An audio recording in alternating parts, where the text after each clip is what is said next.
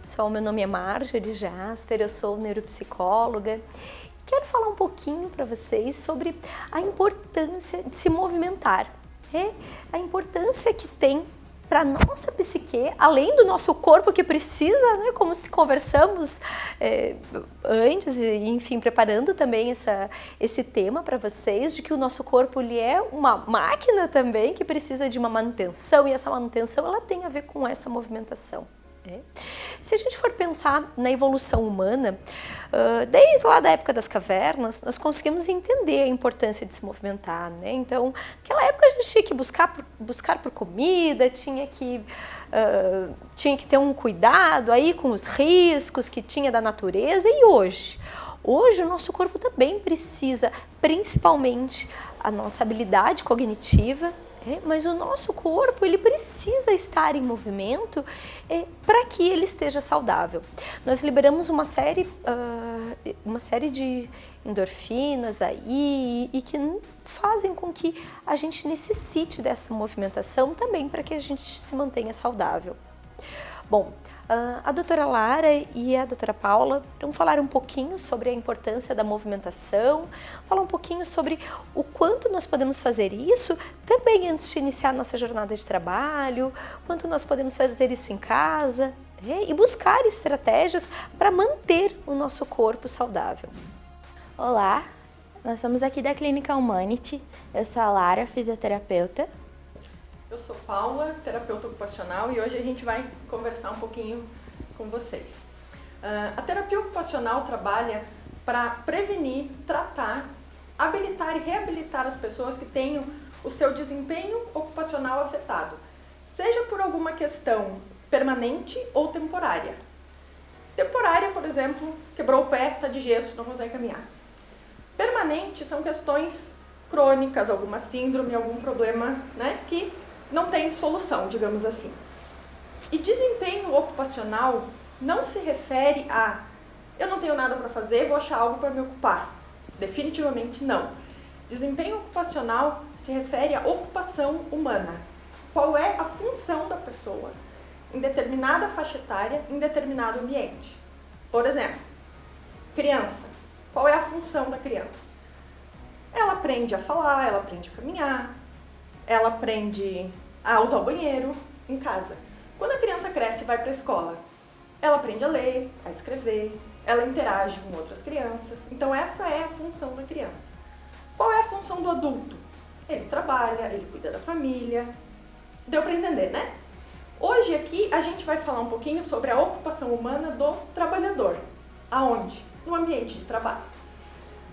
Tem algumas coisas que são importantes a gente pensar quando se fala de saúde do trabalhador e saúde no trabalho. Uma delas é a higiene ocupacional, que é a manutenção da saúde no ambiente de trabalho. São as normas para prevenir as doenças e as avaliações de controle de risco no ambiente de trabalho. Quais agentes neste ambiente que podem causar doenças ou danos à saúde do trabalhador? Exemplos desses agentes: temperatura muito alta ou muito baixa, pressão, ruído, substâncias químicas ou substâncias que são usadas para higienizar o ambiente, né? E principalmente os riscos biológicos, vírus, fungos, bactérias.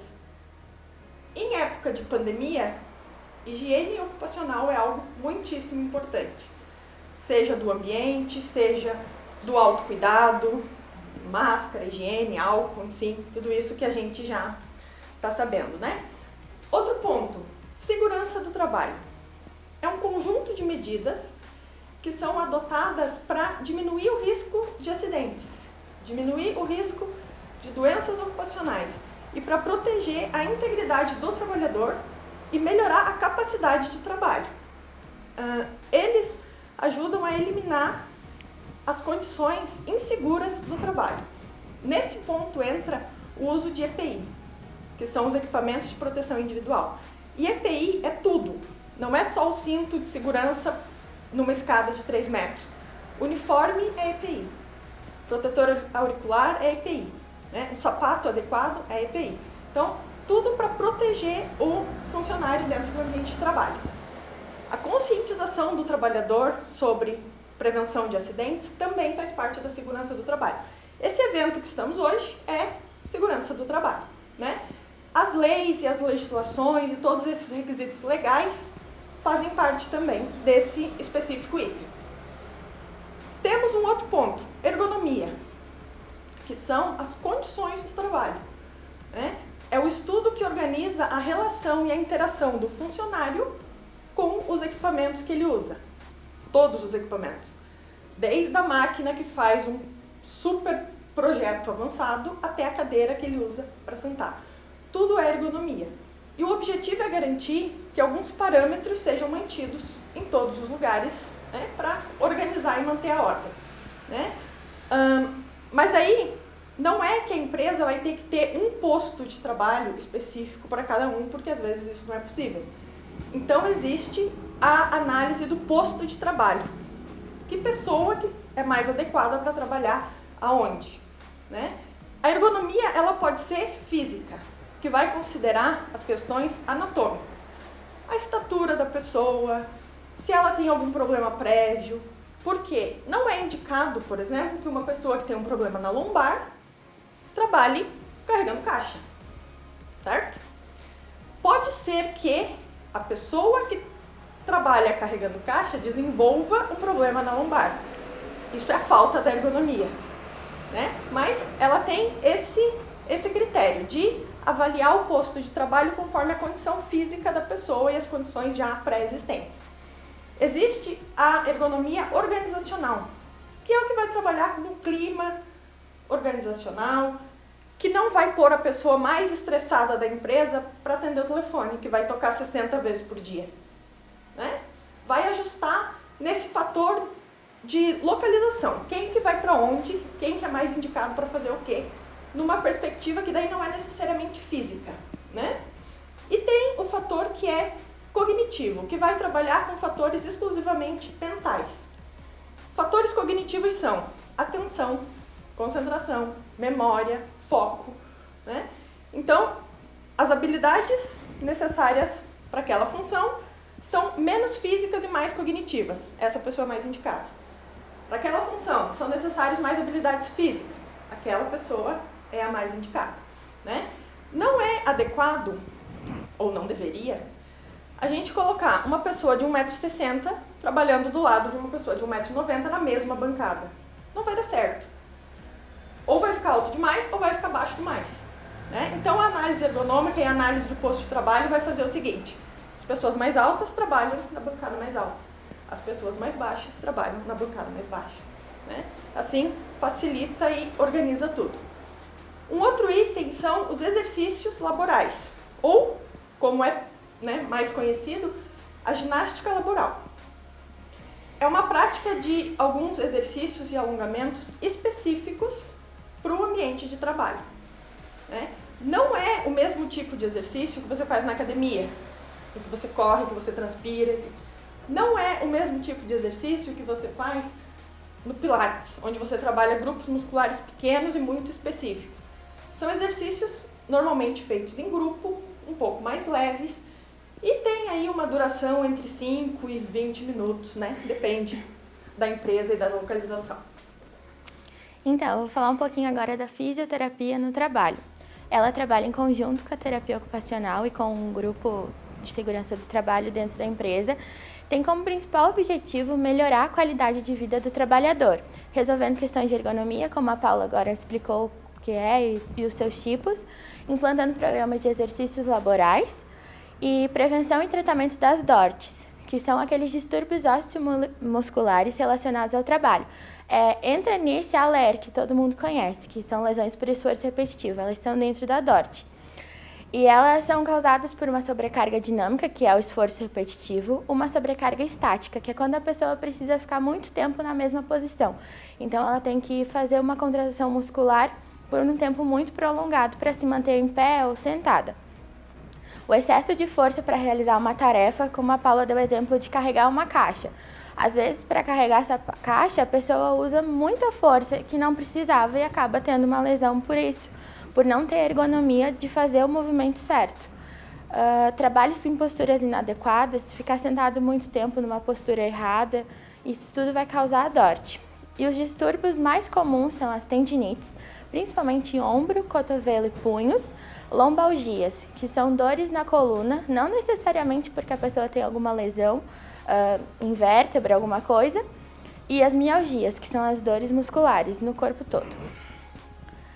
Os principais benefícios, agora falando um pouquinho de exercício laboral, eles aumentam a eficiência da realização das atividades ocupacionais, vai diminuir a sensação de fadiga, a pessoa vai cansar menos durante o seu trabalho, melhora a saúde e a qualidade de vida, como eu já falei, a prevenção do sedentarismo, reduz o número de afastamentos, e isso é bom para a empresa, e aumenta a motivação no ambiente de trabalho. O ambiente vai ficar mais leve, mais fácil de trabalhar.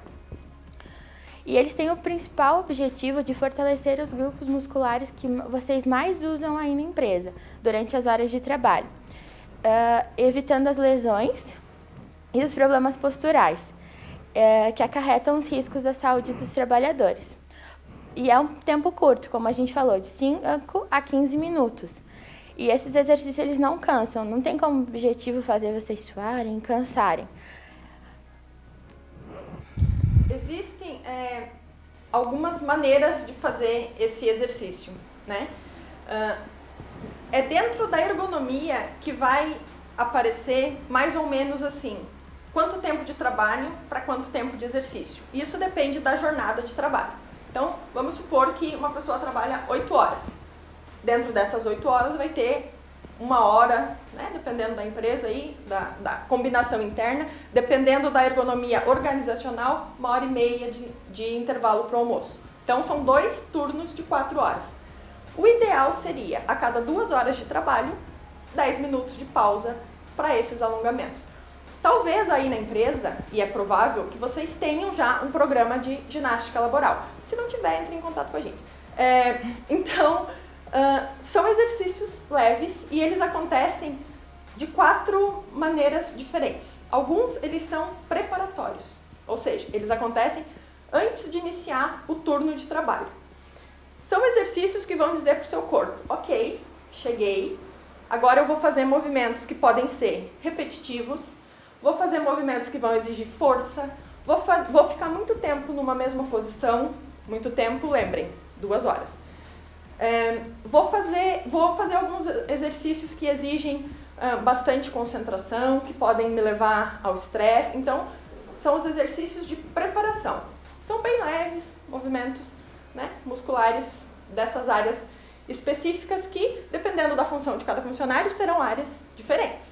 A pessoa que fica sentada muito tempo vai ter uma carga muscular diferente da pessoa que trabalha em pé muito tempo. Então, né, os exercícios tentam abranger todos esses tipos de pessoa. Normalmente eles acontecem por setores, justamente para ter assim essa concordância de que todo mundo desse lado, por exemplo, fica mais sentado, todo mundo desse lado fica mais em pé. E aí os exercícios, né, são benéficos para todo mundo. Existe um outro tipo de exercício que são os compensatórios. Quando você fica muito tempo numa mesma posição, partes específicas do corpo começam a sentir, né? Então, eles servem para aliviar o estresse muscular ou o estresse mental durante esse período de trabalho que já teve. Por que a gente fala de exercício mental, de exercício físico e estresse mental? Quando tu para fazer o exercício, você se mexe, você muda o foco, você conversa com outras pessoas. Então, sim, o exercício físico também tem um efeito mental, né? E psicológico, de certa forma. Então, são os exercícios compensatórios, que acontecem no meio do turno.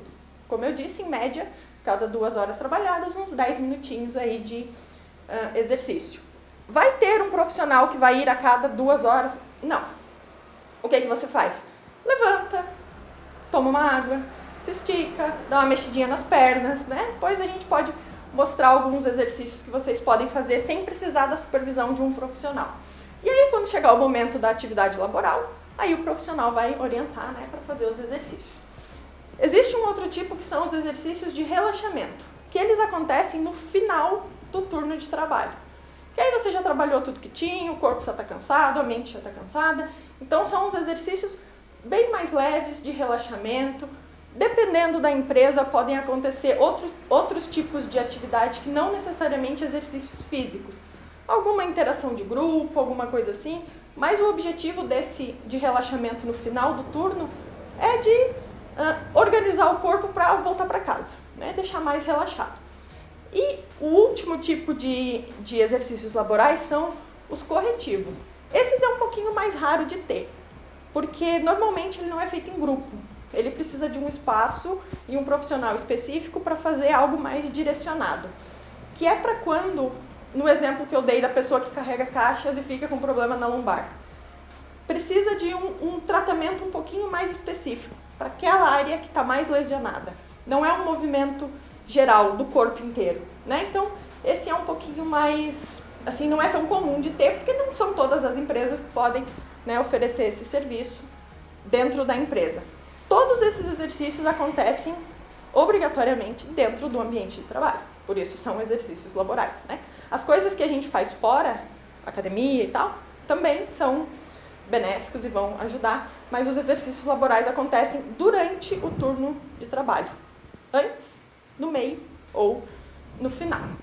Eu vou falar agora um pouquinho sobre a importância do movimento. O nosso corpo ele foi feito para se movimentar. Quanto mais a gente se movimenta, mais feliz a gente fica. Os efeitos eles começam imediatamente que a gente começa a atividade física e eles se prolongam durante muitas horas, melhoram até a nossa qualidade do sono. E para entender melhor, o sistema nervoso central, enquanto a gente se movimenta, ele libera uma quantidade significativa de substâncias químicas que são chamadas os neurotransmissores. É a serotonina, a dopamina, a noradrenalina. Provavelmente alguém já ouviu falar que são as substâncias da felicidade. E eles nos ajudam a ter esses efeitos que eu falei. E eles se prolongam por bastante horas.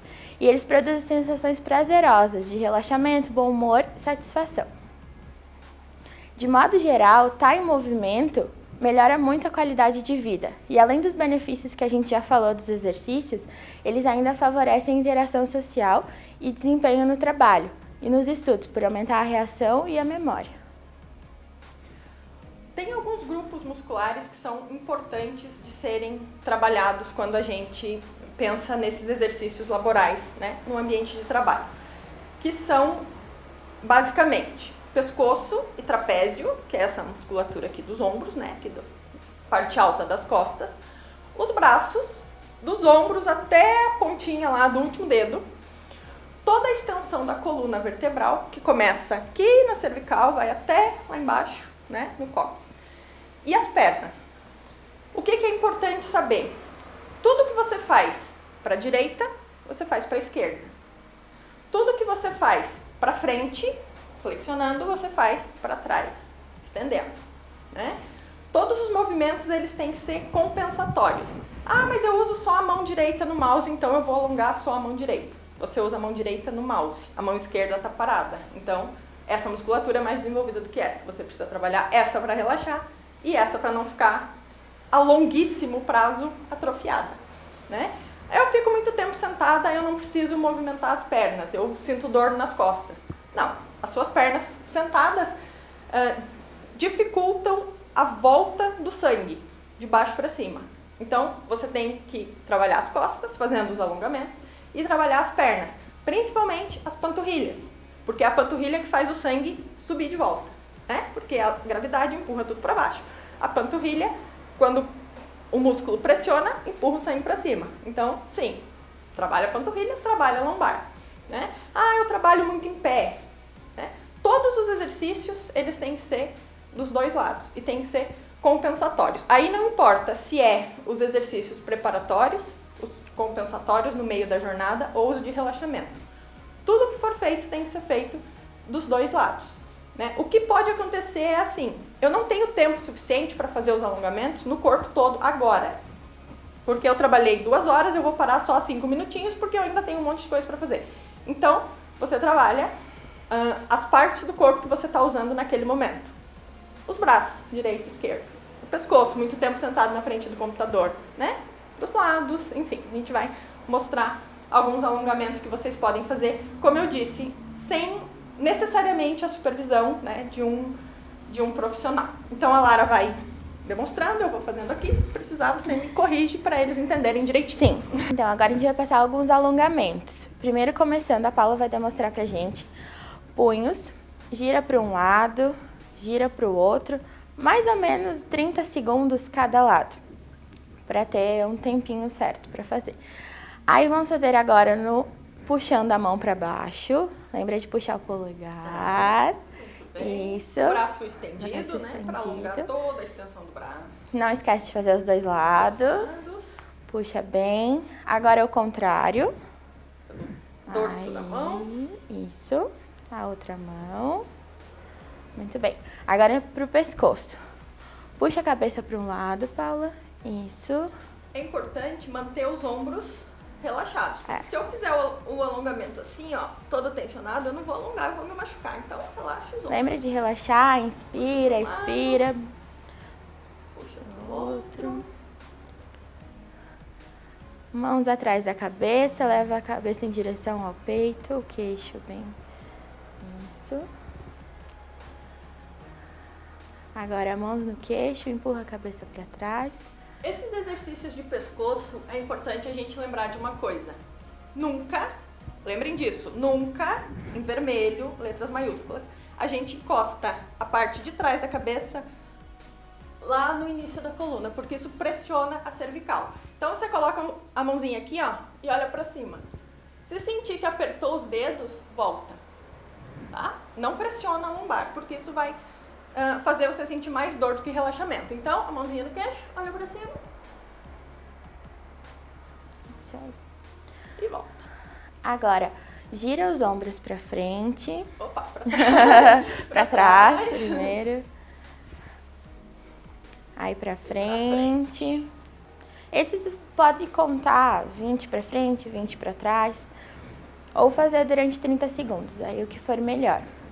Quem fica muito tempo sentado, é importante fazer esse exercício de girar os ombros, porque a tendência da gente, quando fica sentado na frente do computador, é fazer isso aqui, ó. E aí a gente fica meio corcundinho assim. Então você gira os ombros para trás, encaixa os ombros, abre o peito, né? Dá até para respirar melhor quando faz isso. Agora um pouquinho de mobilidade de coluna. Gira para um lado, Paula. Isso. Pés ficam parados, tá? Só gira. Tenta girar só o tronco. Aí, vira pro outro. Isso aí. Alguns agora de membros inferiores. Aí a Paula vai puxar a perna pra cima, segura no joelho. Puxa o joelho Aí, puxa bem, sente alongar. Fica um tempo. Aqueles 30 segundos. Isso. Trocou. Lado. Equilibra. Se desequilibrar, tenta olhar para um ponto fixo, que com certeza vai ficar sem cair. Isso. Puxa atrás, Paula. Agora vou segurar. Na pontinha do pé. Os joelhos próximos, vai alongar um pouquinho mais, mas ajuda. Sim. E essa dorzinha que a gente sente quando faz alongamento não é uma dor prejudicial. Tá? A gente não pode sentir dor, vou fazer do outro lado, né? A gente não pode sentir dor nas articulações, joelho, tornozelo, quadril, né? No cotovelo, na extensão da coluna enquanto vértebras, você não deve sentir dor, mas a dorzinha do alongamento, ela é saudável, significa que a musculatura está estendendo. Ah, mas como é que eu vou saber se a minha dor é na coluna ou é na musculatura da coluna? Consciência corporal. Como que a gente ganha consciência corporal? Fazendo alongamento, fazendo exercícios e fazendo atividade física. E a dor do alongamento também é diferente de uma dor de alguma lesão que você tenha na coluna. Também é bom perceber isso. A diferença das dores, né? Elas não vão ser iguais. A gente também pode fazer um pouquinho de mobilidade de tornozelo, que é girar o tornozelo para um lado, girar o tornozelo para o outro.